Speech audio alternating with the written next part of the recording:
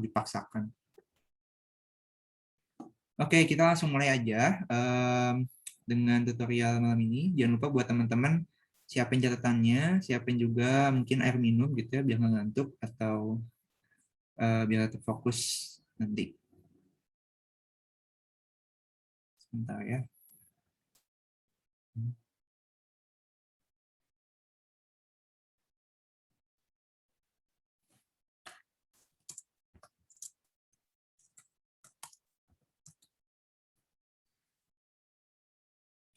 Oke. Review ulang lagi. Kemarin kita dari UTS ya, dari UTS 1 itu alhamdulillah semoga teman-teman lancar semua ya dan udah keluar juga hasilnya. Semoga mendapatkan hasil yang memuaskan, tapi kalau belum bisa mencapai, semoga nanti bisa dimaksimalin di UTS 2 gitu ya. Karena apa? Perbandingan untuk kalkulus itu memang besarnya di UTS 1 dan UTS 2 atau UAS gitu ya. Semoga teman-teman nanti bisa lebih mendalami lagi gitu ya di UTS 2 ini. Nah, review untuk UTS 2 itu persiapannya kita belajar tentang bab 4 yaitu integral, bab 5 aplikasinya, terus bab 6 itu fungsi transenden gitu ya.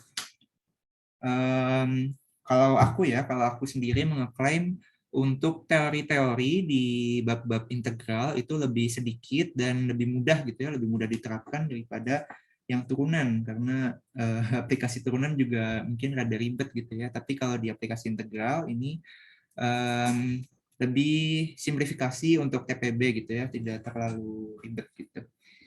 Itu aja. Bagi teman-teman nanti yang mau nanya juga boleh PC aku, dan sebenarnya mohon maaf juga ya, kemarin kalau nggak salah ada 2 orang yang PC aku tapi belum aku jawab karena aku nggak tahu jawabannya dan sibuk juga. Gitu, kita lanjut ke bab 5 ya, aplikasi integral. Apa sih itu aplikasi integral? Kalau kita ingat lagi ya di bab 4, apa itu integral? Integral merupakan limit ya. Jadi kalkulus, balik lagi kalkulus kita itu belajar tentang limit. Entah itu limit itu sendiri maupun limit dalam turunan. Turunan itu berasal dari limit dan integral juga berasal dari limit gitu ya. Apa sih itu integral? Integral dapat dinyatakan sebagai luasan di bawah kurva gitu ya, di bawah suatu kurva. Saya gambar garis lurus. Ya.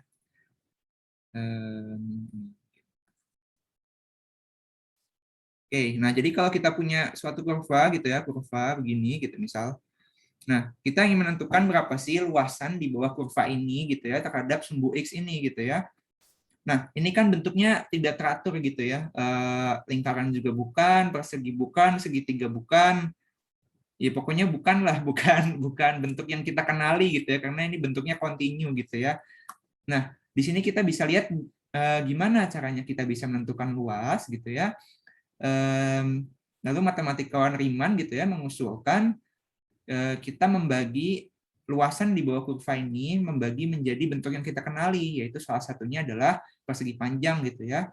Mungkin ada yang menggunakan trapesium, menggunakan persegi panjang, itu bebas gitu ya, tapi di teori dasarnya kita menggunakan persegi panjang terlebih dahulu gitu ya. Yang umum gitu ya, kita menggunakan persegi panjang. Nah, jadi kita bagi wilayah-wilayah di sini menjadi persegi-persegi panjang yang banyak gitu ya. Nah, jadi ini ada persegi panjang lagi, ini ada persegi panjang lagi gitu ya, dan seterusnya hingga apa? Hingga dia menutupi keseluruhan gitu ya, keseluruhan luasan yang kita inginkan gitu ya. Nah, ini mungkin gambarnya nggak lurus gitu ya. Nah, sini kita tahu bahwa kalau kita zoom lagi gitu ya. Nah, dari sini kita dapat mengaproksimasi gitu ya luasan di bawah kurva ini gitu ya dengan penjumlahan gitu ya, penjumlahan dari luasan-luasan partisi ini, luasan partisi gitu ya, luasan partisi apa? Partisi itu kita sebut sebagai persegi panjang kecil gitu ya. Nah, ini namanya partisi. Nah, partisi ini memiliki panjang yang sama gitu ya. Jadi kalau kita mengambil sini delta X gitu ya, misal ini juga panjangnya adalah delta X gitu ya. Nah, delta X ini juga delta X dan seterusnya kita akan memiliki persegi panjang dengan lebar delta X gitu ya. Ya, intinya gitulah. Nah, sedangkan kalau panjangnya itu kan berbeda-beda gitu ya. Nah, jadi kita menghitung berapa sih luasan partisinya gitu ya. Luasan partisinya 1. Jadi 1 luasan ini kita hampiri dengan kita tahu luasan persegi panjang adalah panjang kali lebar gitu ya.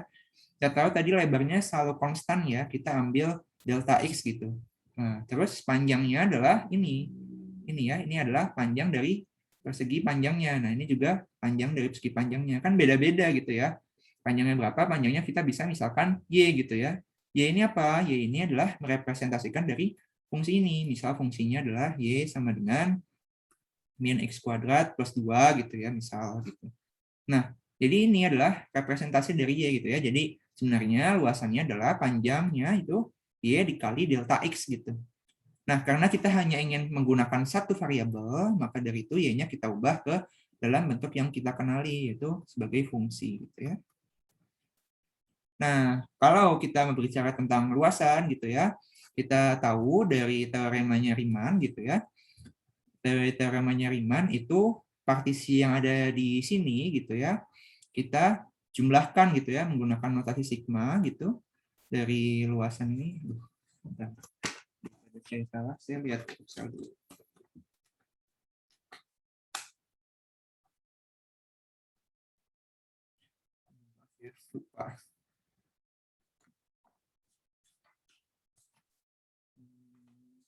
Nah, ini. Jadi partisinya gitu ya, partisinya kita jumlahkan tadi sejumlah luasannya, yaitu luasannya tadi apa? Luasannya fungsi X dikali delta X gitu ya. Dengan apa? Dengan pendekatan limit gitu ya. Limit. Nah, sini kenapa sih harus didekati dengan limit? Kita lihat di sini ya bahwa sini ternyata kita kan ingin menghitung luasan di bawah kurva gitu ya. Ternyata kalau kita pakainya persegi panjang nih, ternyata masih ada yang bolong-bolong nih di sini ya. Sini lihat. Duh, gede. Kayak apa ya? Merah deh ini.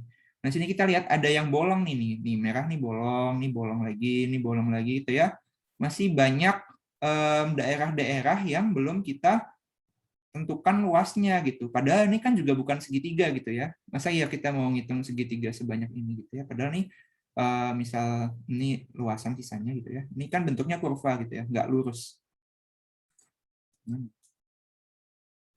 Ya pokoknya gini gitu ya. Nah, bentuknya kan kayak gini. Berapa luasan kayak gini kan nggak tahu ya. Nah, maka dari itu Riemann mengusulkan kita menggunakan ini ya partisinya gitu ya, partisi atau delta x-nya itu menuju 0. Jadi delta x ini kan tadinya harusnya ada nilainya gitu. Entah misal lebarnya itu 0,1 atau 0,001 gitu ya. Nah, Riemann mengusulkan gitu ya, kita padatkan kembali si panjang delta x-nya hingga menuju 0 gitu ya. Jadi kalau kita gambar lagi gitu ya, sini jadi garis-garis yang sangat tipis dan banyak gitu ya. Jadi kalau teman-teman kebayang kayak ada satu rem kertas gitu ya. Jadi partisinya tuh satu kertas itu. Jadi kan lebarnya itu kan kecil banget ya. Nah, misal kayak ada buku gini ya. Ini kan buku. Nah, sini kan nah ya, kita lihat sini partisi itu berarti satu kertas ini doang nih, satu kertas ini. Itu kertas volumenya berapa ya? Lebarnya sangat kecil banget ya ini ya. Kita lihat di sini kan berapa sih lebar kertas, tipis banget ya. Nah, itu ya. Jadi itulah yang dimaksud luasan gitu ya. Jadi kita hampiri dengan delta x-nya menuju 0. Jadi ketika dia sangat padat sekali gitu ya. Entah bagaimana bentuknya gitu. Nah, ini kita bisa rumuskan dengan integral terbatas gitu ya. Integral tentu, misal di sini A dan di sini B. Itu integral A sampai B dari fx dx gitu ya. Nah, itu sederhananya begitu.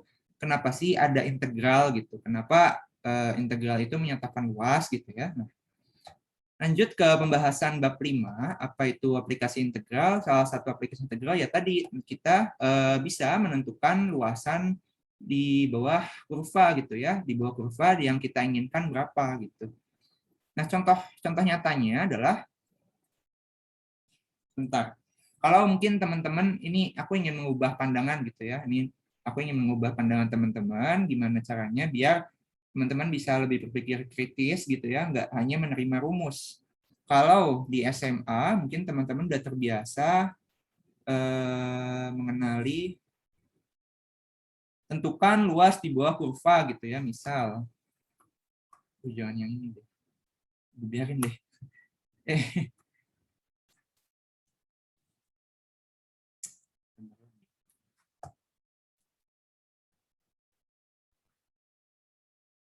Nah, gini ya misal deh. Dipanjangin sedikit. Nggak lurus. Maaf ya kalau nggak lurus. Nah, gitu ya. Misal kita yang menentukan kurva gitu ya. Ini ada kurva begini dan ada kurva yang begini gitu ya. Kita ingin menentukan luasan gitu ya dari misal di sini A hingga B gitu. Nah, teman-teman kalau di SMA gitu ya biasanya apa sih rumus luasan dari dua kurva gitu? Luasan sama dengan integral A sampai B atas kurangi bawah Bu gitu kan. Fungsi atas kurangi bawah dikali dx gitu ya misal. Apa sih kenapa harus atas kurangi bawah? Mungkin ada lagi kenapa harus kanan kurangi kiri gitu ya. Ini kan ini SMA nih pemikiran-pemikiran SMA gitu ya. Masih berpikir hanya menggunakan rumus secara cepat gitu ya. Rumusnya atas kurangi bawah, terus kanan kurangi kiri gitu ya. Tapi apa sih definisi atas kurangi bawah? Kita lihat kembali dari definisi integral. Ketika kita ingin menentukan luasan di bawah kurva gitu ya, kita harus membaginya menjadi satu satuan partisi kecil gitu ya. Nah, jadi kita bagi menjadi satu kita gambar aja gitu ya, satu persegi panjang yang mewakili luasan tersebut gitu.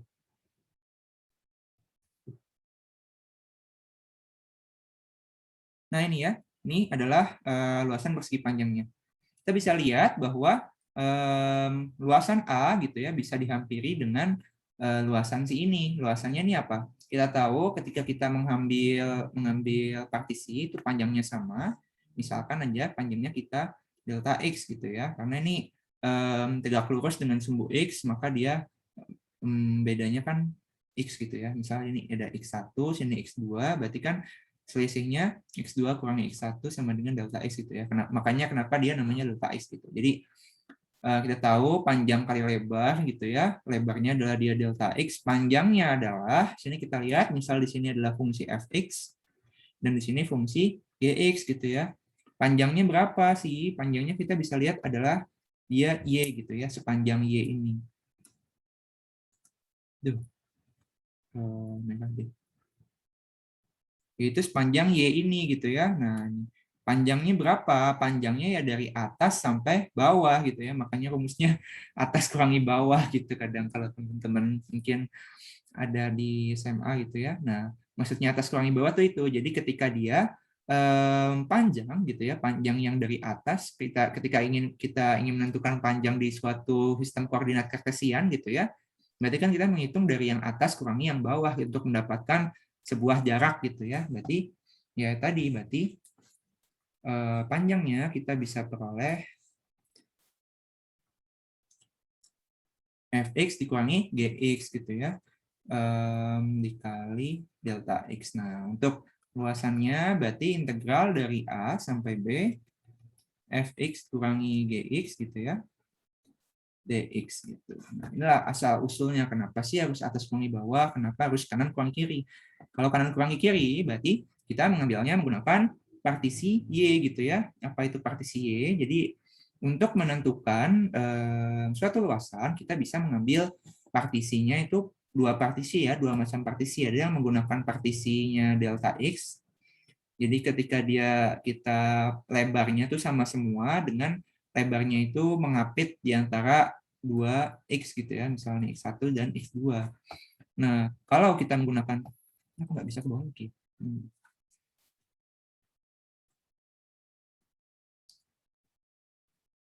Kalau kita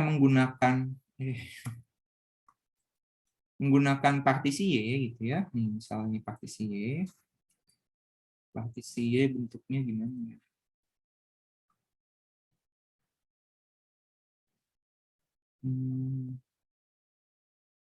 Ntar aku mikir, mungkin gini ya. Mungkin ada yang begini gitu ya, ada yang begini gitu ya. Nah ini.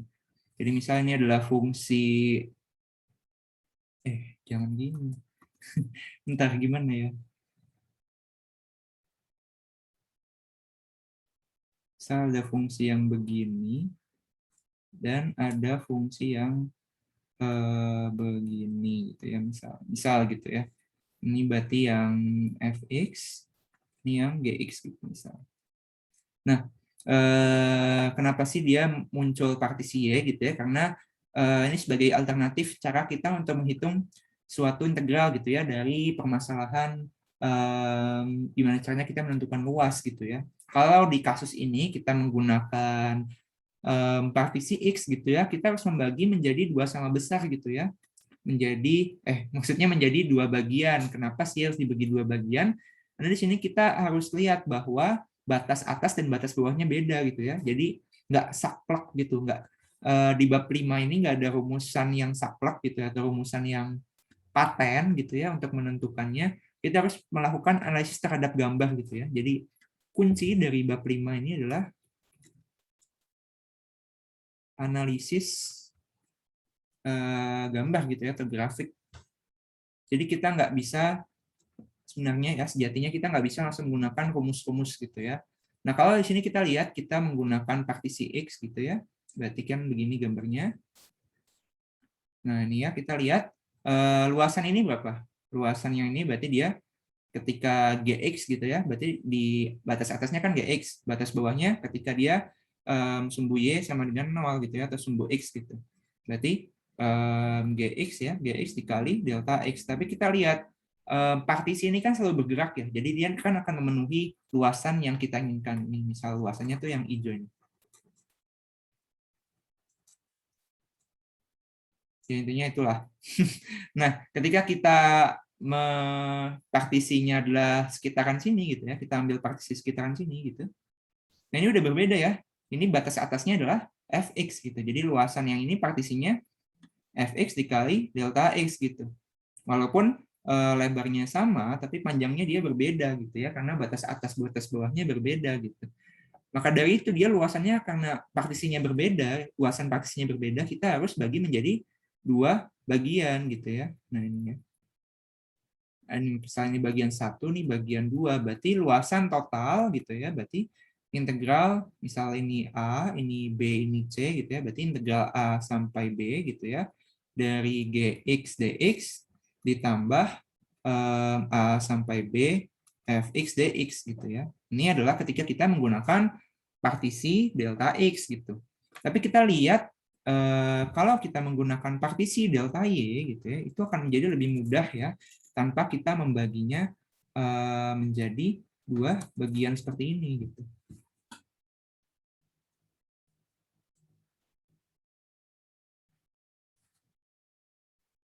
Ini kopas aja gambarnya sama.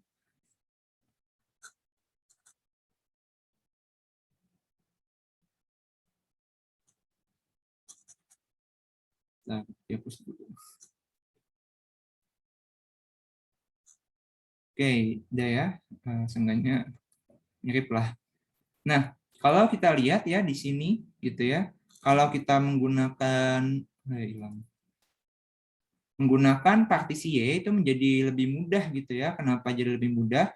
Coba kita lihat ketika kita menggunakan partisi y adalah partisi yang tegak lurus dengan sumbu y gitu ya. Kenapa dia tegak lurus? Karena kalau kita ambil, berarti partisi itu partisi yang mendatar gitu ya. Kalau partisi x itu partisi yang tegak gitu ya. Cara ngafalinnya. Nah, partisi Y itu partisi yang kayak gini gitu ya. Ini delta Y. Kenapa dia delta Y? Karena ini ada perbedaan gitu ya antara misal ini Y1 gitu ya, ini Y2. Nah, ini panjangnya adalah delta Y gitu ya. Nah, jadi sama seperti yang tadi, luasan di sini berarti luasan sekarang panjangnya semuanya sama, yaitu panjangnya panjangnya delta Y gitu ya, kan tadi P dikali L. Sekarang lebarnya yang berbeda gitu ya. Sini kita lihat lebarnya adalah sepanjang ini ya, sepanjang X gitu. Nah, kita lihat X itu apa sih? X itu ketika dia sini ya, ketika dia Fx kurangi Gx gitu ya. Sebenarnya sejatinya itu kan X. Terus kita lihat lagi bahwa X ini dia memenuhi. Nah, ini makanya muncullah teori kanan kiri, yaitu ketika dia fx dikurangi gx. Jadi kenapa harus kanan kurangi kiri? Ya kita ingin menentukan jarak ini ya, jarak persegi panjang ini ya dengan cara fx dikurangi gx gitu ya. Nah, kita lihat bahwa di sini kita menggunakan partisinya Y. Berarti kita harus mengubah kedua fungsi tersebut menjadi fungsi ini ya, fungsi Y gitu ya, fungsi EFY gitu jadinya. Nah, ini jangan lupa kalau kita menggunakan partisi Y gitu ya, kita menggunakan ini, fungsinya kita ubah. Jadi misal di sini itu Y sama dengan Fx gitu ya, kita ubah menjadi X sama dengan ya, X sama dengan Fy. Jadi intinya nih ya, dari Y sama dengan kita ubah menjadi X sama dengan. Itu juga berlaku untuk yang ini ya, yang Gx. Jadi Gx ini nanti akan kita ubah menjadi Gy gitu ya. Nah, diingat lagi kalau kita menggunakan partisinya itu partisi delta Y, berarti kita menggunakannya juga batasnya di batas sumbu Y, bukan batas sumbu X lagi. Jadi misal di sini berarti batas bawahnya adalah 0 gitu ya, batas atasnya adalah perpotongan kedua fungsi ini gitu ya. Misal di sini adalah A. Jadi integralnya bukan yang di sini lagi, misal jangan terkecoh, misal di sini ada B gitu ya, bukan integral 0 sampai B, tapi integralnya 0 sampai A gitu ya, yang di sumbu Y ini. Integral 0 sampai A dari Fy dikurangi Gy gitu ya, delta Y gitu. Dy maaf. Nah ini untuk partisi ya, ini untuk luasan gitu. Jadi sebenarnya hanya itu ya untuk luasan. Nanti penerapan soalnya banyak, teman-teman bisa cari-cari aja di Ursal juga banyak, sini juga banyak gitu ya. Itu untuk luasan ya. Jadi kita tips and trick untuk menentukan luasan itu pertama, untuk bab 5 ini ya, bab 5 ini semuanya tuh wajib teman-teman buat gambar gitu ya. Jadi nanti di soal, entah di soal ada gambarnya atau di soal nggak ada gambarnya, teman-teman harus memiliki gambaran terlebih dahulu, bentuk grafiknya kayak gimana gitu ya. Jadi hal yang pertama harus teman-teman lakukan adalah gambar dulu. Gambar maksud yang dimaksud soal itu apa gitu. Jadi pertama tuh gambar, terus kedua kita menentukan yang diarsir tuh yang mana gitu ya, yang diminta soal tuh yang mana. Nah ini ya, jadi jangan sampai terkecoh. Misal hapus ini. Nah, yang Nah, yang diminta di soal itu yang arsiran warna hijau atau arsiran yang warna kuning ini ya. Kalau kuning nggak kelihatan ya. Ya biru deh. Nah ini ya. Nah, ini kadang yang teman-teman masih suka salah-salah atau masih bingung gitu ya. Jadi, jangan sampai tertukar atau mungkin menentukan batas-batasnya salah, menentukan arsirannya salah gitu ya. Karena nanti hasilnya pasti akan beda gitu ya. Jadi misal yang diminta di soal adalah yang hijau, ya kita analisis yang hijau gitu, bukan analisis yang biru gitu. Nanti batasnya akan berbeda. Setelah kita menentukan arsirannya tahu arsiran yang mana, baru kita menentukan titik batasnya apa gitu ya. Titik batasnya apa. Lalu kita menentukan partisi yang efektif tuh apa ya. Nah, ini partisi efektif tuh apa? Apakah dia menggunakan partisinya delta X atau menggunakan partisi delta Y gitu. Nah, jangan sampai ketukar ya. Apa soalnya yang diminta tuh yang biru atau yang hijau gitu ya. Gimana Kak caranya biar nggak ketukar-tukar kayak gitu ya. Satu-satunya cara adalah latihan soal ya.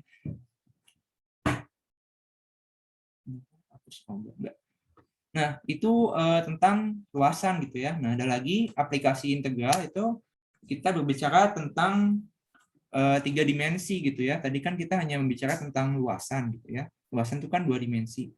Lalu sekarang kita berbicara tentang volume benda putar ya, atau yang 3 dimensinya.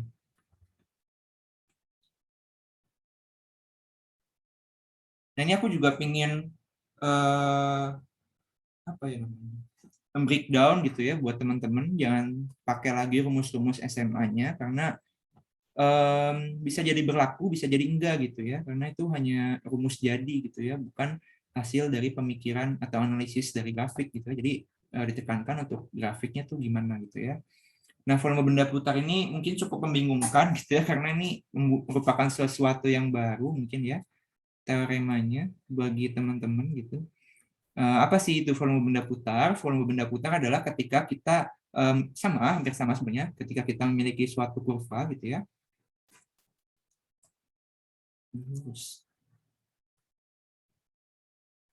Nah, gini ya, ketika kita memiliki misal suatu kurva gini, gitu ya. Nah, sama kita mengambil suatu partisi X gitu ya, suatu partisi, misalnya aku contohnya partisi tegak dulu, partisi X, sini delta X gitu. Nah, misal di sini ada sumbu X, terus di sini kita ingin putar terhadap sumbu X gitu ya, jadi kita memutar terhadap sumbu X. Jadi bayangkan ini ya, memang perlu pembayangan kalau kalkulus itu ya. Jadi bayangkan persegi panjang yang kecil ini itu diputar 360 derajat gitu. Jadi misal di sini ada sumbu baru, sumbu Z gitu ya. Misal sumbu Y gitu.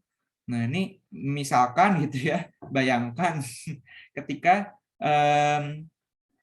satu persegi panjang kecil ini itu diputar 360 derajat gitu. Jadi misal gini nih ya. Ini kan ini ada pulpen 360 derajat diputar gitu ya. Nah, ada beberapa cara untuk menentukan volume benda putar ini, yaitu dengan metode cincin ya, metode cincin atau metode cakram. Dan ada lagi yang namanya metode kulit tabung. Nah, kita bahas dari yang metode cincin terlebih dahulu gitu ya. Ini adalah salah satu contoh dari metode cincin gitu ya. Jadi ketika kita memiliki partisi gitu ya, partisi tegak, kita putar terhadap sumbu X gitu. Nah, kalau kita gambarkan, ya sebenarnya aku nggak bisa gambar sih. Jadi kan kayak lonjong gini ya, jadi kayak cakram gitu. Nah, ini panjangnya sama gitu ya, seperti ini. Jadi bentuknya akan menjadi seperti cakram gitu. Kalau diputar 360 derajat, cakram itu apa ya? Koin gitulah bahasa mudahnya. Jadi kalau teman-teman lihat koin 500 gitu ya, nah itu adalah contoh volume benda putar gitu ya. Jadi koin 500 itu kalau lihat teman-teman itu kan kayak lingkaran gitu ya, dan ada ketebalannya meskipun tipis gitu. Jadi ada ketebalannya tapi tipis. Nah, ketebalan dari suatu cakram gitu, misal aku gambar sini ya. Nah, ini kan jadi kurang lebih gambarnya jadi gini. Nah, ini misal koin gitu ya. Ini adalah sumbu putarnya. Nah, ini tengah-tengah adalah sumbu putar gitu ya. Ini adalah partisi dari X-nya gitu ya. Partisi dari X-nya. Nah, ini tebalnya berapa? Tebalnya adalah delta X gitu ya. Nah, terus volumenya berapa? Kita lihat bahwa di sini berarti volumenya ini mendekati volume tabung gitu ya. Kalau kita lihat sini kan sebenarnya koin itu kan tabung ya bentuknya. Tabung tapi memiliki ketinggian yang tipis gitu, ketinggian yang kecil ya. Kalau teman-teman kebayang, bil koin 500 gitu mungkin yang rada tebal, itu kan kayak tabung sebenarnya tapi dimampatkan gitu ya hingga ketinggiannya tuh sangat kecil gitu. Nah, gitu ya. Jadi maksud dari volume benda putar itu adalah seperti itu. Jadi kita bisa hampiri ini satu volumenya ya, satu volume dari apa? Dari apa sih namanya? Cakram ini gitu ya, sebagai luas alas ya. Kalau volume itu pasti berbicara tentang luas alas dikali dengan tingginya berapa gitu ya. Nah, sini kita lihat alasnya berapa? Alasnya adalah lingkaran gitu ya. Berarti pi r kuadrat, sedangkan tingginya kita tahu tingginya konstan ya. Dia tingginya selalu delta x gitu ya. Jadi kalau di sini kita tahu misal kita ambil lagi partisi di sini gitu ya. Ini ya, misalnya delta x, kita putar 360 derajat, dia kan memiliki ketebalan yang sama ya. Jadi bayangkan itu seperti koin ditumpuk gitu ya, koin ditumpuk-tumpuk-tumpuk gitu ya. Nah, itu kan jadi memiliki ketebalannya itu sama gitu. Maka dari itu dia hanya itu konstan ya, hanya itu konstan yaitu delta x gitu. Nah, terus ada R atau jari-jari ya, kita bisa lihat sini R. Nah, R-nya tuh apa? R-nya tuh ya ini. Ini adalah R-nya. Mungkin pakai merah. Ini adalah dari R-nya. R-nya adalah panjangnya adalah Y gitu ya. R-nya adalah panjangnya adalah Y gitu ya. Sama dengan sepanjang Y. Nah, Y ini berapa? Y ini tergantung fungsinya berapa gitu ya. Misalnya Y sama dengan Fx, berarti delta V gitu ya, sama dengan Pi Fx kuadrat dari delta X gitu. Berarti volume benda putar gitu. Kita dapat menentukan, misal di sini adalah A gitu ya, di sini adalah B. Berarti Pi gitu ya, integral AB Fx kuadrat dx gitu. Nah, ini ya untuk volume benda putar. Jadi apa sih itu volume benda putar? Adalah hampir sama seperti luasan, tapi luasannya diputar 360 derajat terhadap sumbu tertentu. Nah, sumbunya itu bisa sumbu X gitu ya, bisa terhadap sumbu Y, bisa terhadap X sama dengan 1, atau mungkin X sama dengan, atau Y sama dengan 4, tuh macam-macam ya, nanti gimana di soal gitu. Nah, ini adalah volume benda putar gitu ya, untuk yang metode cincin atau metode cakram. Nah, ini kan gambarnya masih cakram ya. Kalau gambarnya cincin gimana, Kak? Ini hampir sama. Ini ya, misal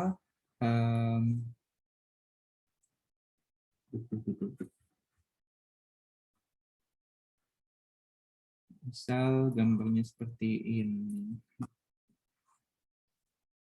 Ya. Terus ada yang di sini gitu. Misalnya Y sama dengan GX gitu ya. Ini sama dengan Y sama dengan Fx. Nah, ini partisinya gitu ya, partisinya, ini partisinya. Partisinya adalah sama, delta X kita putar terhadap apa? Kita misal ya, contoh kita putar terhadap sumbu X gitu. Berarti kan dia jadinya sebuah apa ya? Sebuah koin yang tengahnya bolong gitu ya. Kalau teman-teman kebayang gitu. Jadi bentuknya itu jadi akan seperti ini. Ya, aku nggak bisa gambarnya sih. Nah, ini ya, memiliki ini koin gitu ceritanya. Dia memiliki ketebalan yang sangat tipis, yaitu seperti cincin ya, maka bentuknya dia kayak cincin. Nah, dia memiliki panjang, berarti ya, dia memiliki panjang jari-jari kecil, dia juga memiliki panjang jari-jari besar gitu ya. Nah, ini R gitu ya. Maka volumenya gitu ya, berarti kan volume tabung yang besar dikurangi volume tabung yang kecil gitu. Berarti Pi R kuadrat dari delta X gitu ya. Ini kan volume yang besarnya dikurangi volume yang kecilnya gitu ya, Pi R kuadrat delta X gitu. Terus kita kumpulkan, kita keluarkan R-nya, berarti jadi Pi R kuadrat dikurangi R kuadrat kecil gitu ya, dikali delta X. Nah, sini kita lihat bahwa apa sih R kecil? R kecil adalah ketika dia dari GX ya, dari GX menuju sumbu X ya, sepanjang ini, sepanjang Y sama dengan GX. Sedangkan kalau yang R besar gitu ya, dia sepanjang Y sama dengan Fx gitu ya. Nah, ini.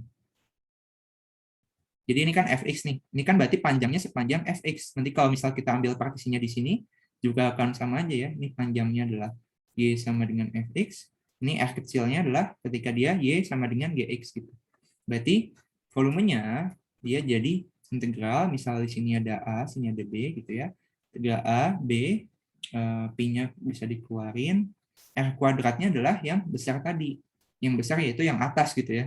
Masih seperti teori tadi, atas kurangi bawah gitu. Tapi ini dikuadratin. Dx gitu. Nah, itu untuk yang volume benda putar yang cincin gitu ya. Sampai sini ada pertanyaan mungkin nggak? Ya, kalau kurang jelas, gambarnya mungkin bisa ada di sini. Nah, ini gambarnya lebih bagus ya. Ini ya, jadi misal duduk. Sini kita ada partisi gitu ya. Nah, kita putar terhadap sumbu X jadi 360 derajat. Nah, kita lihat nih ya, bentuknya jadi kayak gini nih, halus gitu ya. Ini gambarnya lebih bagus. Ini di Pursal juga ada. Jadi bentuknya kayak cincin gitu ya. Ya bukan cincin juga. Kayak koin tapi tengahnya bolong gitu. Tahu kayak gini bentuknya ya. Ini lebih bagus lagi ini penggambarannya. Nah, gini ya. Jadi bentuknya tuh begini. Gimana dari teman-teman sejauh ini? Untuk luasan dan metode cincin ada pertanyaan nggak? Boleh tanya dulu sebelum lanjut.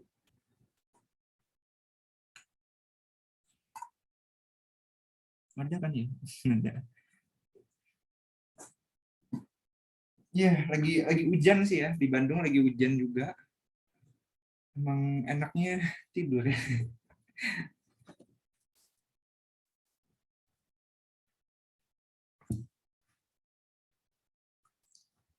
Gimana dari teman-teman, ada pertanyaan? Boleh bertanya. Kalau cukup jelas, bilang cukup jelas gitu.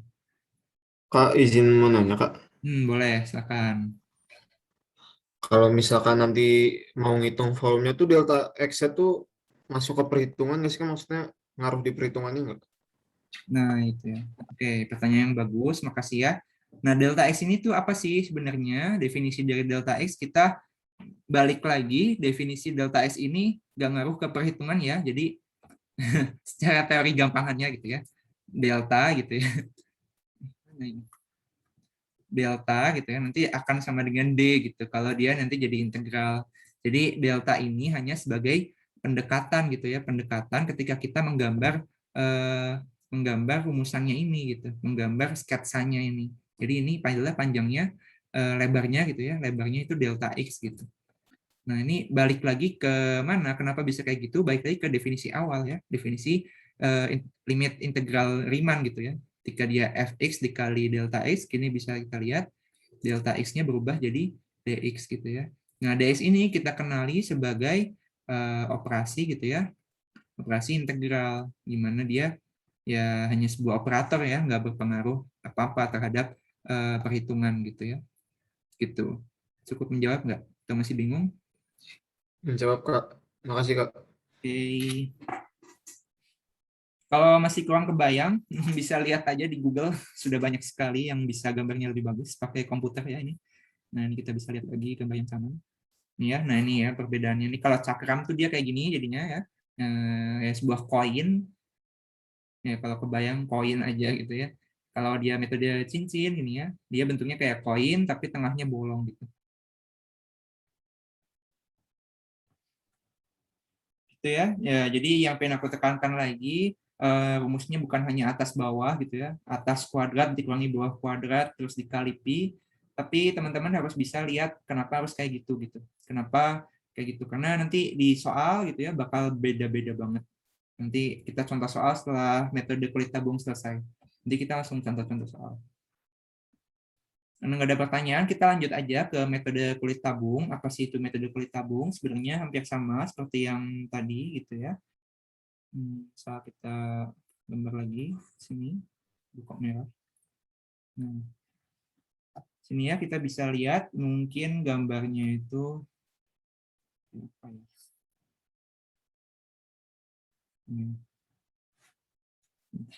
Dengan ini deh. Yang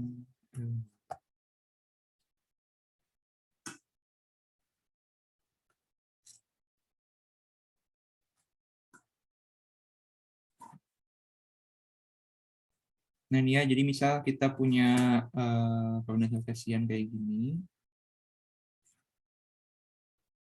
Nah, terus kita ingin misal ada grafik gitu ya, fungsinya tuh kayak begini. Nah, terusnya dibatasi sama sumbu Y sama dengan apa gitu, misal A, berarti sini A gitu ya. Sini ada Y sama dengan Fx gitu. Nah, ketika kita mengambil sama mungkin partisinya ya, disamain dulu aja partisinya delta X gitu. Jadi kita mengambil partisi tegak. Sini panjangnya, lebarnya adalah delta X gitu.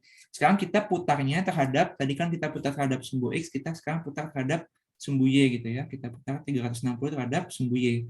Nah, kalau kita lihat gitu ya, kita putar, jadinya dia kayak bentuk sebuah bentuk tabung gitu ya, sebuah bentuk kulit tabung. Yang mana ada tebal, ada yang lebih tebal, ada yang lebih tipis sedikit gitu ya. Penggambarannya kayak gimana? Penggambarannya jelek ya. Ya, bisa kayak gini nih. Nah, ini ya.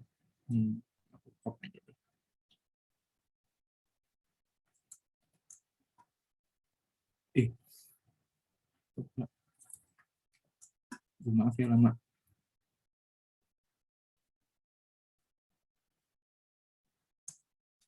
Nah, jadi kita bisa lihat gambarnya akan menjadi sebuah kulit tabung ya kayak gini ya. Jadi ada tabung yang kulitnya lebih besar, ada tabung yang kulitnya lebih kecil. Sekarang kita ingin menentukan berapa volume satu partisi ini gitu ya. Satu partisi ini volumenya berapa gitu. Volumenya kita bisa dekati ketika kita membelah tabung ini ya. Jadi andaikan gitu ya, andaikan ini sebuah tabung gitu ya, kayak apa ya, mungkin nggak bisa memisalkan. Ya, intinya misal kayak gini, ada tabung gitu ya, terus kita belah salah satu sisinya gitu ya, sejajar gini kita belah. Nah, ini ya penggambaran yang lebih bagusnya. Jadi sini kita belah. Nah, belah jadi kayak gini gitu ya, jadi kayak terbuka gitu. Nah, ini akan menggambarkan sebuah balok gitu ya. Jadi kalau tadi metode cakram, metode cincin, kita dekati volumenya dengan volume tabung, sedangkan kalau metode kulit tabung kita dekati dengan volume balok gitu ya. Nah, sini kita tahu dari penggambaran volume kulit tabung ini, kita bisa dekati menggunakan volume balok. Dengan apa? Dengan tingginya itu H gitu ya. Terus panjangnya berapa? Panjangnya berarti keliling lingkaran ini ya, keliling lingkaran ya. Ini kan keliling lingkaran. Keliling lingkaran kita bisa nyatakan dengan 2πr gitu ya. 2πr terus dikali H, terus dikali delta R. Nah, delta R ini adalah ininya, partisinya yang kita ambil berapa, ketebalannya berapa. Ini kan. Jadi R-nya mungkin sangat kecil atau berapa gitu ya. Jadi kita bisa ambil dari persoalan ini ya. Itu berarti delta V itu kan kalau balok ya, berarti panjang kali lebar kali tinggi kan kalau balok kan.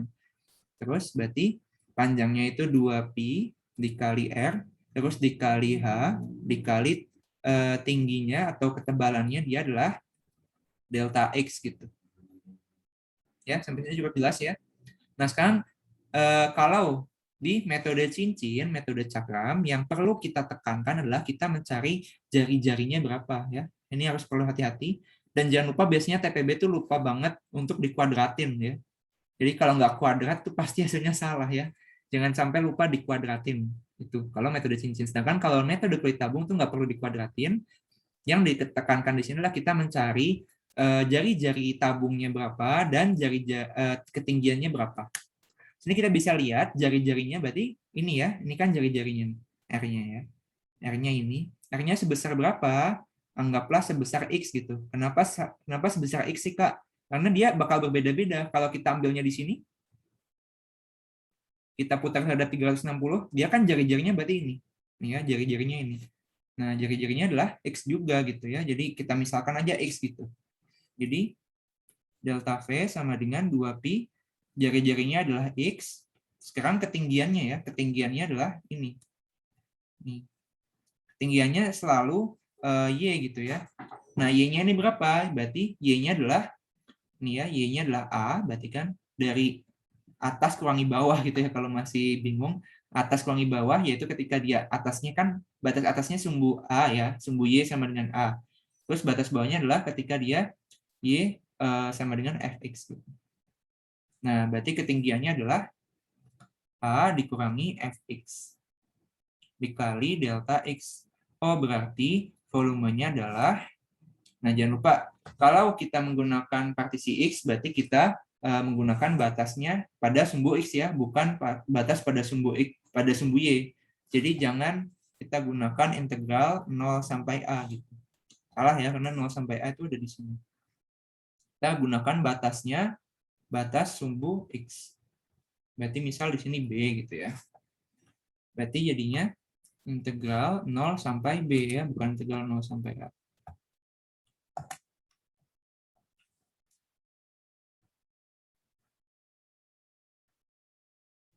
Integral 0 sampai B dari 2pi terus X dikali A min Fx gitu ya. Delta X. Gitu.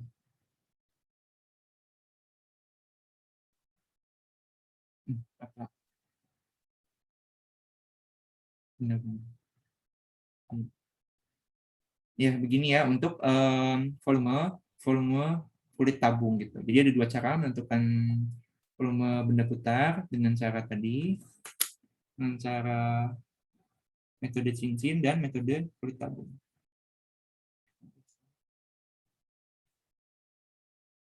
Oke. Sekarang kita masuk ke contoh soal ya. Nanti mungkin aku boleh share ini. Ini ada latihan soal-soal kuis untuk UTS 2. Jadi ini kumpulan kuis-kuis dari berbagai fakultas pas 2020 tapi ya. untuk persiapan UTS 2 kalkulus gitu ya. Ada yang dari FTSL, FMIPA, FTI juga ada, FTB ada. Jadi dikumpulin jadi satu gitu ya. Ini rajin banget orangnya. Terima kasih juga buat yang udah buat. Ini kita coba beberapa latihan soal.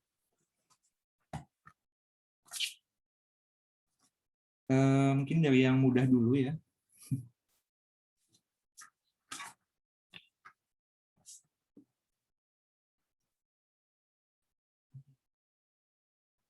Nah, ini buat volume benda putar. Kita mulai dari nomor 29 ya.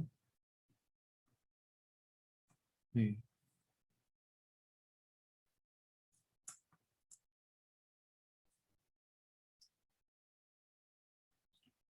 Teman-teman nanti kalau ada yang mau nanya langsung di salah aja nggak apa-apa ya. Nah, sini kita punya grafik Y sama dengan akar X, Y sama dengan 2, terus dibatasi dengan sumbu Y, dan diputar terhadap dengan sumbu putar Y sama dengan 2 gitu ya. Kalau volume benda putar tersebut apabila dihitung menggunakan metode kulit tabung adalah, nah ini udah spesifik ya, jadi teman-teman harus menghitung menggunakan metode kulit tabung, nggak metode yang lain.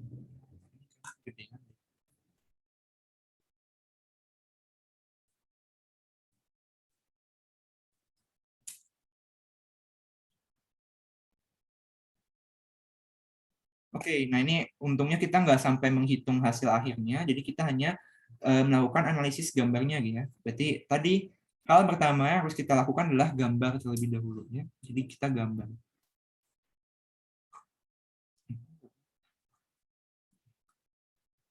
Nah, kita gambar pertama ada apa? Pertama ada Y sama dengan akar X ya. Kita gambar Y sama dengan akar X nih. Nah, kalau teman-teman bingung gitu ya, Kak tahu bentuk Y sama dengan akar X itu gimana? Ya dari kalkulator ya, mau nggak mau. Jadi karena boleh pakai kalkulator, TPB ya pakai aja. Terus ada Y sama dengan 2 sini ya. Terus dibatasi terhadap sumbu Y. Nah, yang kedua adalah kita menentukan daerah mana yang diarsir ya. Maka yang diarsir ini atau ini ya. Nah, ini jelas dibatasi dengan sumbu Y berarti yang ini. Yang ini. Terus habis itu sumbu putarnya adalah Y sama dengan 2 ya. Berarti diputarnya di sini. Y sama dengan 2. Berarti diputarnya bukan terhadap sumbu X maupun sumbu Y, tapi diputar terhadap sumbu Y sama dengan 2 gitu. Nah, sini kita harus menggunakan metode kulit tabung tadi yang diminta di soal. Sekarang kita menentukan terlebih dahulu batas-batasnya deh. Ini perpotongan antara Y akar X dengan Y sama dengan 2, berarti di sini adalah 4,2 ya. Berarti sininya 4, sininya 2 gitu. Nah, terus habis itu kita menentukan partisinya ya. Partisi jika kita menggunakan metode kulit tabung, berarti kita harus menggunakan partisi delta Y gitu. Kenapa pakai partisi delta Y? Ya biar bisa menggunakan metode kulit tabung. Ini kita bisa lihat gitu. Kalau kita putar terhadap sumbu Y, berarti gambarnya jadi kayak gini. Nah, ini tuh sketsa kayak gini tuh perlu ya, biar teman-teman tuh kebayang gitu nanti bakal ngerjain soalnya gimana. Soalnya kalau tanpa sketsa, bab 5 ya, bab 5 ini khususnya tanpa sketsa, cuman ngebayang-bayang doang, nggak bakal kebayang sih kalau aku ya. Jadi coba aja digambar terlebih dahulu, gambarnya kayak gimana gitu ya. Nah, ini udah kebayang gambarnya kayak gini, sekarang kita tinggal masukin ke formulanya ya. Berarti delta V sama dengan 2pi RH, terus kita menggunakan partisinya delta Y ya, delta Y. Gitu. Sekarang kita menentukan jari-jari dan menentukan tinggi. Kita lihat jari-jarinya selalu ada di sini ya. Jari-jari kalau kita ambil, kalau masih kurang yakin gitu ya, kita ambil partisi lain aja gitu. Ini jari-jarinya ini. Oh, berarti jari-jarinya adalah 2pi, batas atasnya adalah 2 ya, batas atasnya 2, dikurangi Y berarti ya, dikurangi Y. Kenapa dikurangi Y? Misal Y-nya itu kan ini ya, berarti ini kan Y gitu kan. Ini kan Y. Terus ini adalah 2. Berarti kalau panjang ini kan 2 dikurangi Y gitu ya. Jadi kenapa 2 dikurangi Y ya? Karena dari analisis gambar. Nah itu dia, kalau teman-teman nggak analisis gambar, ya nggak tahu jadinya berapa ya. Nah, sekarang kita menentukan H-nya berapa. H-nya selalu konstan ya, dia batasnya ketika dia di sumbu X sama dengan 0, dan ketika dia di Y sama dengan akar X. Karena di sini kita menggunakan delta Y, berarti kita harus mengubahnya dari, ini kan Fx ya, berarti kita ubah jadi Fy gitu, atau bahasa simpelnya dari Y sama dengan menjadi X sama dengan gitu ya. Berarti kalau kita kuadratkan kedua ruas, dia jadinya Y sama dengan X kuadrat, terus jadi akar Y sama dengan X gitu ya. Nah, berarti di sini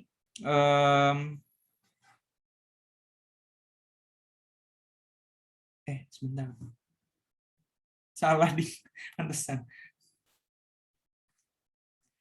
Salah, maaf. Kalau kita kuadratkan kedua ruas, berarti jadinya X sama dengan Y kuadrat gitu ya.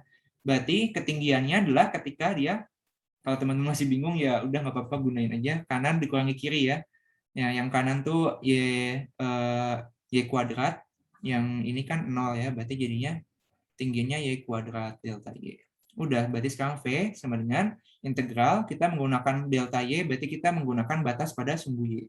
Batasnya adalah ketika dia 0 sampai 2, 2pi, 2 min Y, Y kuadrat di. Nah, sini yang diminta di soal adalah ketika dia bentuknya pi ya. Pi yang dikeluarkan hanya pi, berarti V 0 sampai 2 yang dikeluarin pi, ini berarti tinggal 2, berarti 2Y kuadrat gitu ya, 2 min Y, berarti DY. Berarti jadinya P sama dengan pi 0 sampai 2, 4Y kuadrat min 2Y pangkat 3 DY. Nah, gitu. Ya gitu ya intinya. Cara mengerjakan soalnya. Sampai sini ada yang mau ditanyakan nggak? Kita cukup jelas. Kalau izin bertanya, Kak. Boleh, silakan. Kan kalau nyari H bisa kanan kurang kiri ya, Kak. Kalau R bisa atas kurang bawah nggak, Kak? Nah, itu ya. Jadi, kanan kurangi kiri, atas kurangi bawah tuh nggak saklek gitu loh. Jadi untuk menentukan tinggi, untuk menentukan jari-jari, itu nggak harus kanan kurangi kiri, nggak harus atas kurangi bawah. Itu tergantung gimana gambarnya.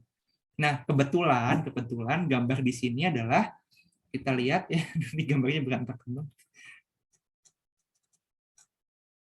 Nah, kebetulan gambar di sini adalah ketika R-nya kan ini. R itu kan berarti jarak dari partisi ke sumbu putarnya gitu ya. Nah, kebetulan di sini itu jaraknya adalah Y ya. Jaraknya adalah Y. Jaraknya adalah 2 min Y. Kenapa 2 min Y? Karena sulit banget. Karena di sini kita tahu panjang dari 0 sampai 2 gitu ya. Ini sumbu 0. Jadi ini panjang dari sumbu 0 gitu ya. Sampai dia kedua kan panjangnya pasti 2. Sedangkan kalau ini kan panjangnya nggak pasti gitu ya. Panjangnya selalu berubah-ubah. Berarti kita misalkan aja Y gitu. Berarti panjang ini kan 2 min Y, atas kurangi bawah. Kebetulan gitu ya, atas kurangi bawah. Tapi nanti kalau gambarnya lain, bisa jadi jari-jarinya tuh kanan kurangi kiri, itu ya bisa jadi gitu ya. Jadi ini hanya kebetulan aja gitu. Nah, sedangkan kalau tinggi itu kan berarti lebar dari partisi ya. Ini aku catat lagi deh. Kalau R itu berarti jarak partisi ke sumbu putar.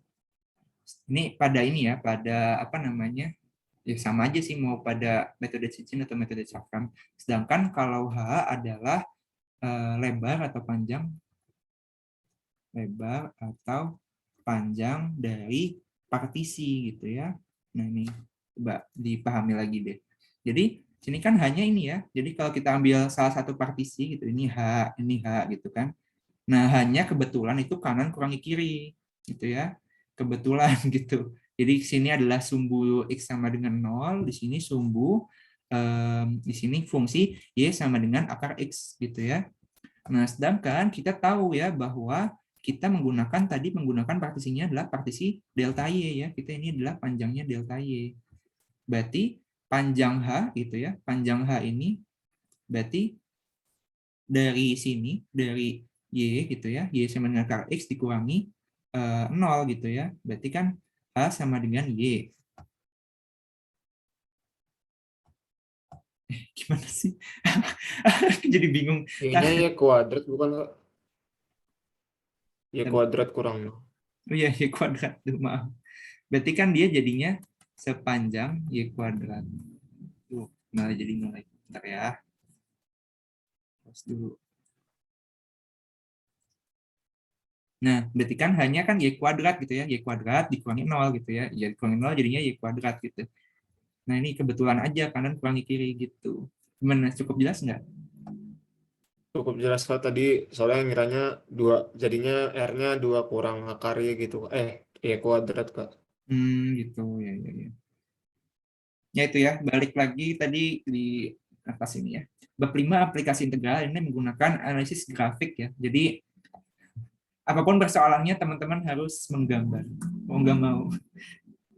Soalnya kalau dibayang-bayang nggak bakal kebayang.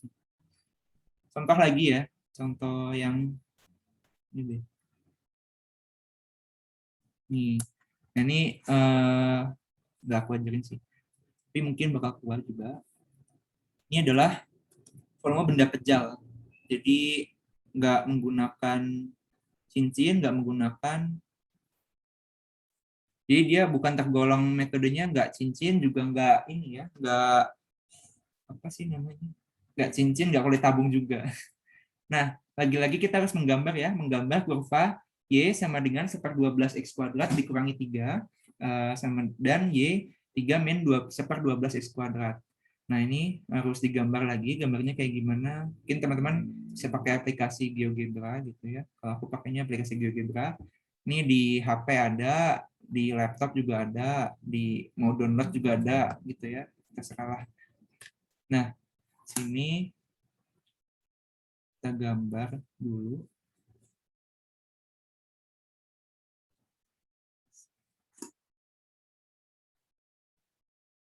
Nah, oh, bentar. Nah gitu ya, misalnya ada sumbu Y, ini ada sumbu X, terus kita gambar sini adalah ini gambarnya. Ya kurang lebih gini lah ya. Di sini adalah Y sama dengan 3 min 1/12 X kuadrat, karena dia kan negatif ya, maka dia cekung ke bawah. Terus kalau dia sini Y sama dengan 1/12 X kuadrat min 3, dia positif, berarti dia cekungnya ke atas. Nah gitu ya. Terus kita ingin memutarnya, nggak diputar ya, ini nggak diputar ya. Ini volume benda pejal. Kita lihat apabila penampangnya yang tegak lurus dengan sumbu X ya, selalu berbentuk setengah lingkaran. Lagi-lagi kita harus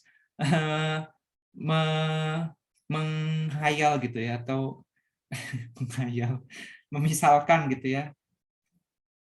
Kita coba terka-terka gitu ya. Nah, kita menggunakan tadi penampangnya atau partisinya tegak lurus dengan sumbu X ya. Tegak lurus dengan sumbu X. Ini sumbu X.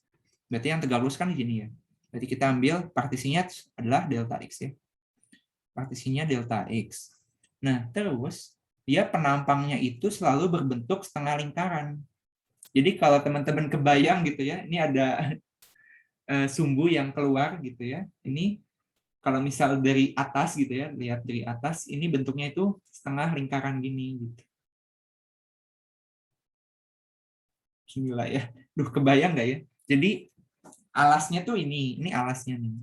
Ini alasnya tuh bentuknya gini, ini alasnya. Nah, terus tingginya itu, jadi dia kayak kubah gitu loh. Kayak kubah, bawahnya itu dia bentuknya kayak mata ini, kayak mata. Terus yang ke atas itu setengah lingkaran gitu. Kebayang nggak ya? Ya butuh butuh ini ya, butuh pembayangan ya kalau di bab 5. Nah, jadi itu adalah volumenya. Jadi kalau kebayang lagi kita gambar lagi, partisinya tuh jadi kayak sebuah pie ini ya.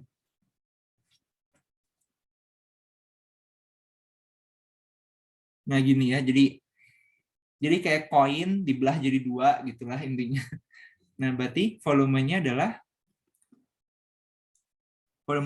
setengah, kan volume kan luas alas kali tinggi ya. Luas alas dikali tinggi. Nah, berarti volumenya adalah setengah, ini kan alasnya kan setengah lingkaran, setengah pi r kuadrat, sedangkan ketinggiannya atau ketebalannya dia selalu delta X ya. Nah, udah berarti sekarang kita menentukan jari-jarinya berapa. Kita lihat jari-jarinya selalu sama ya. Maupun dia kita ambil jari-jarinya di sini, maupun dia yang ke bawah selalu sama. Kalau yang di sini kan dia berarti misal ini 1/12 X kuadrat dikurangi 3 dikurangi 0 gitu kan. Ini kan sumbunya dia sama dengan 0. Sedangkan kalau di sini 0 dikurangi 3 min 1/12 X kuadrat. Kan sama aja ya.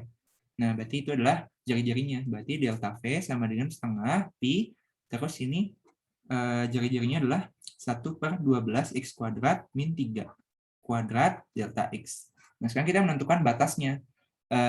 Menggunakan perpotongan gitu ya. Tinggal teman-teman Y sama dengan Y gitu. Sini batasnya ternyata min 6 sampai 6 gitu. Nah, jadi kadang di soal nggak dikasih batasnya ya. Batasnya adalah perpotongan antara dua garis. Jadi teman-teman harus menentukan batasnya sendiri dari perpotongan dua garis tersebut. Berarti sekarang V adalah integral dari minus 6 sampai 6, 1/2, maaf, 1/2 Pi, 1/12 X kuadrat, 3 kuadrat DX. Udah. Kalau ini aku tinggal pakai kalkulator sih. Jujur. Tinggal pakai kalkulator, hasilnya 28,8 Pi. Gitu. Nah, ini benar ya.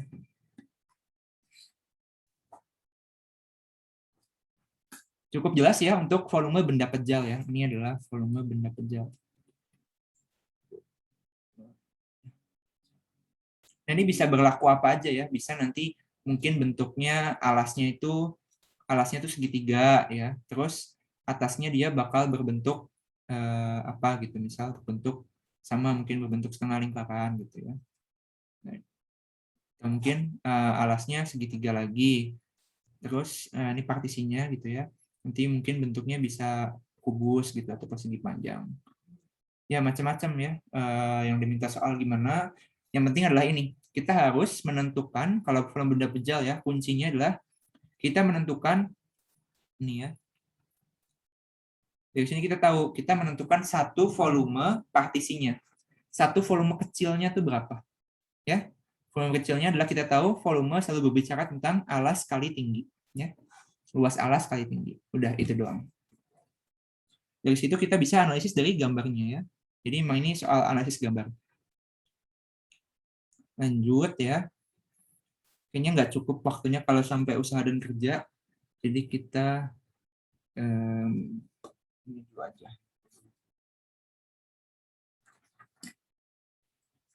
Contoh lagi. Kak, izin mau nanya, Kak. Boleh, silakan. Kalau udah dapat V-nya tuh itu V partisi atau udah langsung jadi V benda putar, Kak? Gimana? Kurang jelas. Kalau kan udah nemu tuh 28,8 Pi. Nah, itu tuh volume si partisi atau udah jadi volume setengah lingkarannya itu, Kak? Volume keseluruhan. Jadi namanya integral gitu ya. Integral minus 6 sampai 6 berarti dia jadi keseluruhan semua ini. Jadi kita bakal menghitung volume dari sini, partisi yang sini, partisi yang sini. Udah jumlahannya, udah total ya, ini udah total. Sedangkan kalau ini hanya ya, kalau dia masih ada delta gitu ya, delta berarti hanya volume partisi. Gitu. Jadi volume partisi dia akan merepresentasikan ekspresi dari integral volume totalnya gitu. Jadi kita cari dulu partisinya berapa gitu ya, volume partisinya berapa. Nah, dari volume partisi ini bakal jadi volume totalnya. Bentar, aku cari. Ya, sama-sama. Cari soal yang kenapa kita harus pakai ada dua syarat. Ini ya, nomor 33.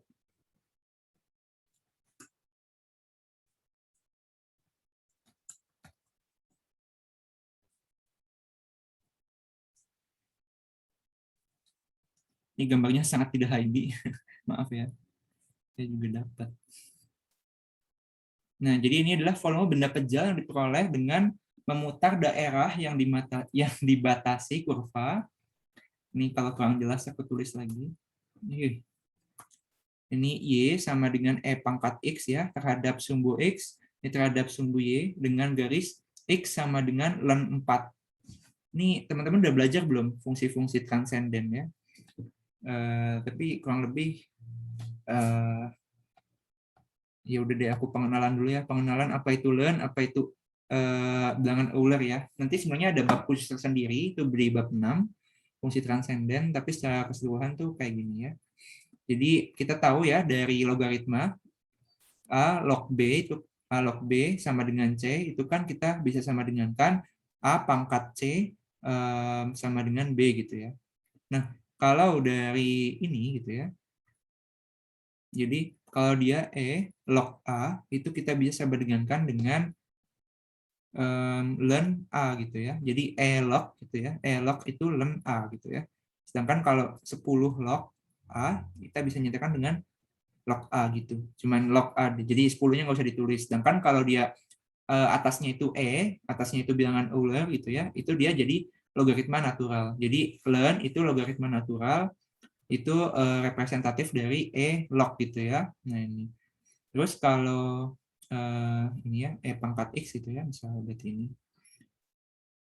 Kita lihat E pangkat X sama dengan Y, berarti dia jadinya sini X-nya jadi di sini X.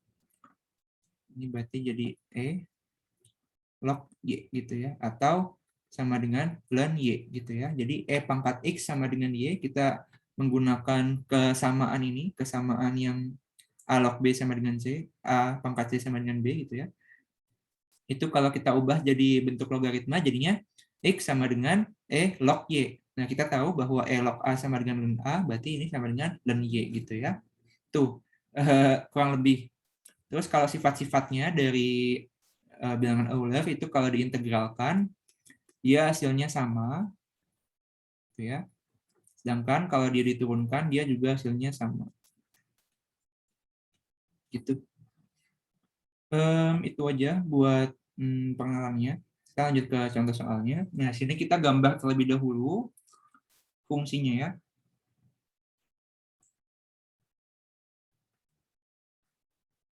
Nah, sekarang kita gambar fungsi Y sama dengan E pangkat X. Kurang lebih gambarnya kayak gini. Sekarang kita gambar X sama dengan ln 4. Jadi sini ada ln 4 gitu ya. Ini X sama dengan ln 4. Nah, sini kita bisa lihat kita kenapa ada dua cara metode cincin dan metode kulit tabung. Nah, kedua cara metode ini digunakan ketika salah satunya itu sulit dihitung integralnya gitu ya. Jadi kalau dia sulit selain ini ya, selain tadi kan kita bisa menggunakan partisi Y, partisi X itu ketika kita ingin menyederhanakan. Ya, jadi kalau dia dibagi dua tuh kan kadar ribet ya integralnya harus dibagi dua. Nah, kita bisa jadiin satu gitu ya, menggunakan partisi Y. Sedangkan kita bisa mengambil partisi X dan partisi Y itu digunakan ketika dia integralnya itu sulit untuk diintegralkan. Ya. Jadi contohnya adalah contoh soal ini, kita langsung contoh soal aja daripada bingung. Nah, kita lihat kalau kita mengambil partisinya delta X. Ya. Atau ini aku copy dulu.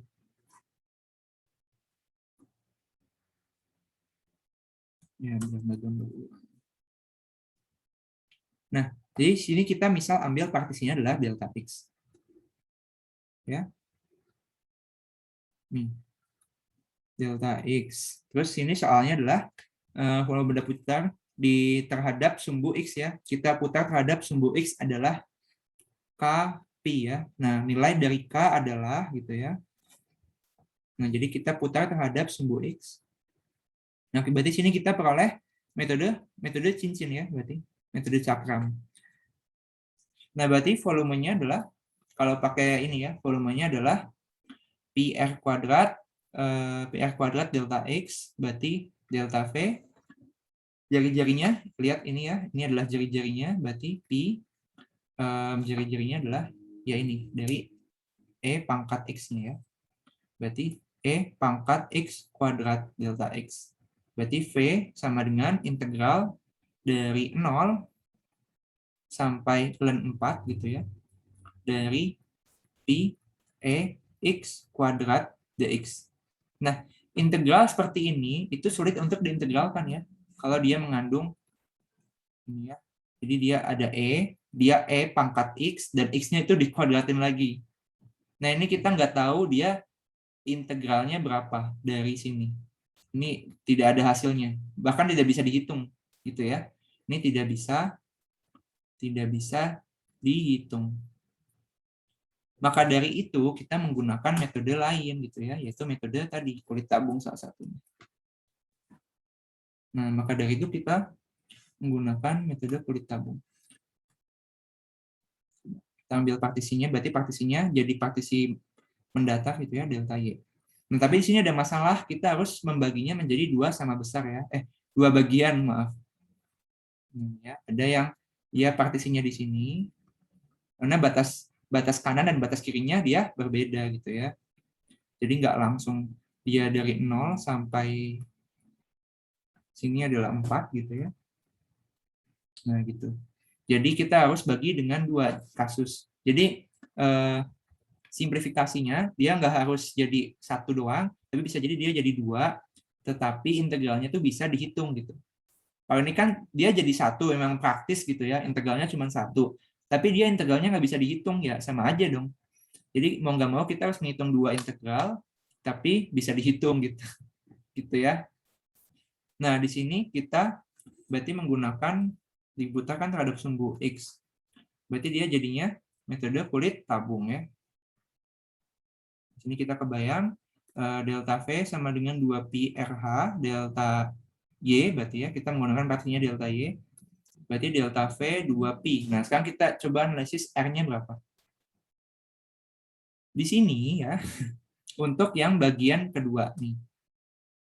Fokus dulu. Untuk yang bagian kedua, kita bisa lihat sini ya, ini untuk bagian 2. Nah, R-nya adalah ini kan, berarti dia R-nya ini sebesar ini.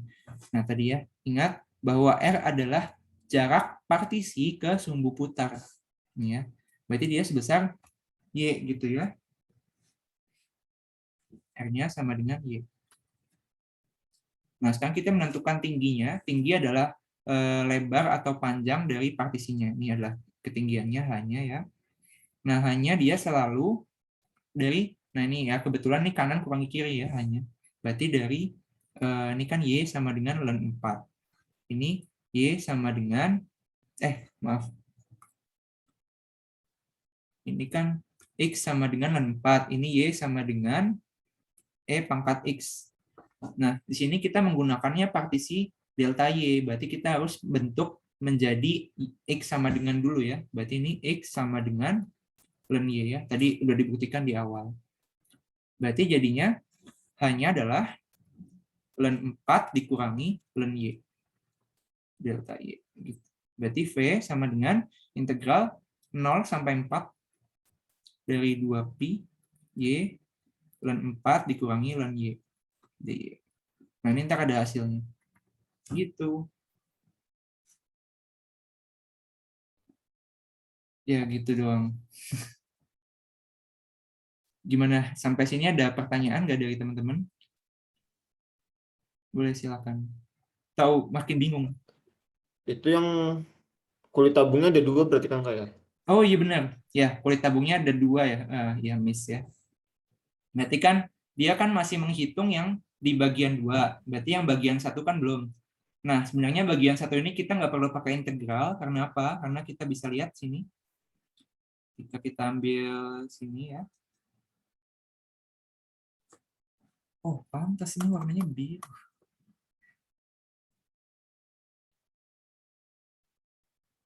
Udah daripada double, aku buat baru aja.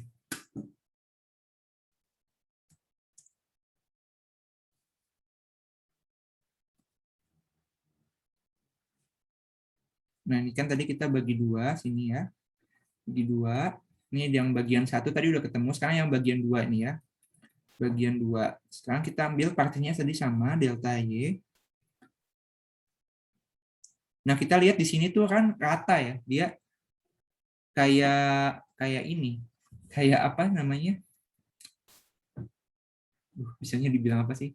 Kayak benda pejal biasa gitu, benda yang kita kenali yaitu benda tabung gini ya kalau kita sini. Jadi dia partisinya akan sama semua di sini kan. Partisinya nggak berubah-ubah. Jadi mau dia ada di sini, mau dia ada di sini, dia sama. Berarti dia sama aja dengan volume tabung gitu. Ya. Volume tabung dari apa? Dari berarti pi R kuadrat H kan volume tabung kan. Nah, jari-jarinya apa? Jari-jarinya kan dia ini. Nih ya, jari-jarinya. Sebesar apa? Sebesar 1. Jadi, Y sama dengan E pangkat X ini, dia berpotongan di sumbu Y itu ketika dia di titik 0,1. Ini perpotongannya ya. Nah, berarti dia jari-jarinya itu 1. Jari-jarinya 1 kuadrat gitu ya. Sedangkan tingginya, ini kan tinggi dari tinggi dari tabungnya adalah ln 4. Ln 4. Nah, berarti jadinya volume yang kedua gitu ya, ini sama dengan ln 4. Nah, volume yang pertama ini hasilnya itu aku tadi udah hitung. Ini hasilnya tuh 15/2 dikurangi ln 4. Nah, udah tinggal ditambahin ini kan volume 1. Berarti volume total adalah volume 1 15/2 min ln 4, terus ini kan volume 1 ditambah volume 2, berarti ditambah ln 4 ya. Sama dengan 15/2 atau 7,5.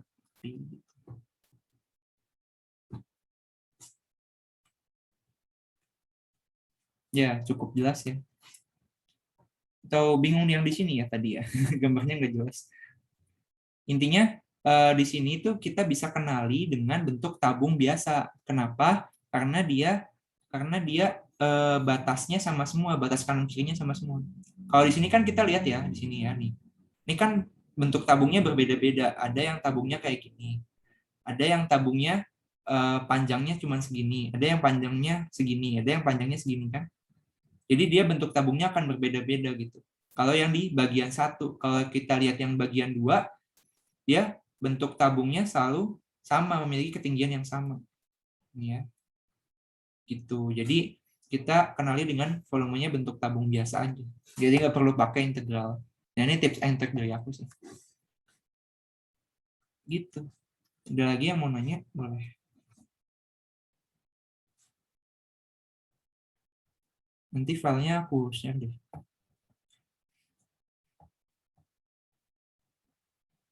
Kalau enggak, ya itu berarti tadi ya, kalau untuk volume bab 5 ini gitu ya, kuncinya adalah pertama itu gambar ya, gambar terlebih dahulu. Gambar soalnya tuh yang kayak gimana. Terus yang kedua, itu kita tahu yang diarsir yang mana. Ini step by step. Nah, terus yang ketiga, kita menentukan batas atau titik potongnya. Terus yang keempat, kita menentukan dia diputar terhadap apa. Diputar terhadap apa. Nah, terus yang kelima, kita tentukan partisi dan metode yang efektif. Terus yang keenam, baru kita hitung volume partisi. Nah, dari volume partisi dapatlah dia volume totalnya. Gitu. Nah, kadang TPB tuh masih terkecoh tadi ya, soal yang diarsir yang mana gitu kan, biasanya masih bingung di situ.